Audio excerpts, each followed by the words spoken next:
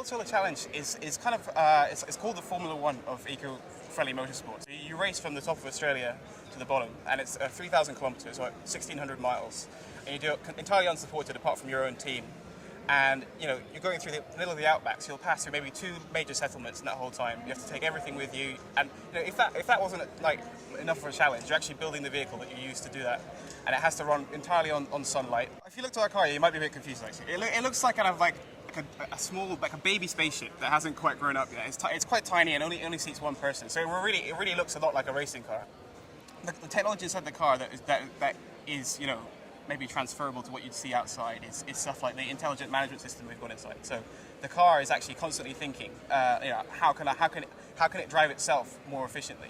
You hear about people these days who try and do some hypermiling and get more mileage out of their car and go the length of the country in a tank of petrol or whatever. I mean, our car thinks about that because we've developed systems. We put a processor inside the car that keeps thinking about that, takes the load off the driver. We got hold of a really low power Atom processor, and it means we could put kind of a little bit more smarts in the car.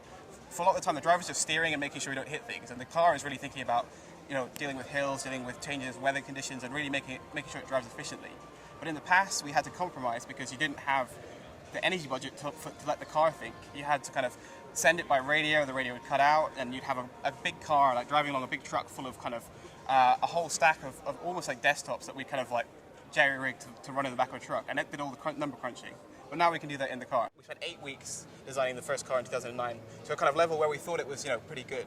And then in about 24 hours, we improved the performance by, I think it was nearly 10%. It's like 9.7% on a design that we'd spent the whole of last year the previous year designing. Obviously, you could never buy a cluster just for a student team.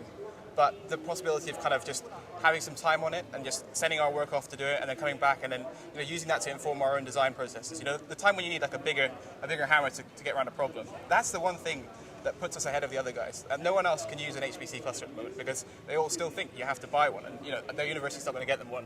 And luckily, we've got to Intel first and done that. So that's where we can build on it in the next 2 years. So now it's about turning up with a really smart design, really spending the full 2 years that you've got thinking about your design. And for us, as a new team, that's what we want to hear, because we can spend 2 years thinking about something, and Michigan and Tokyo can spend 2 years thinking about it. And we've all spent the same amount of time. So if we work harder, we can do better. We are a very, very young team, and we're just bearing the fruits of a lot of the work over the past 2 years. So I think this year we're definitely turning up with a car that is top 10. And a lot of it's the luck of the draw. In 3,000 kilometers, you can hit a kangaroo, and that's it. You could have spent all your time designing this car, so it's the fastest thing on earth. But yeah, you hit a kangaroo and it's all over. So there's an element of luck and an element of chance, and we are definitely an underdog. But give us 2 more years. Can you keep us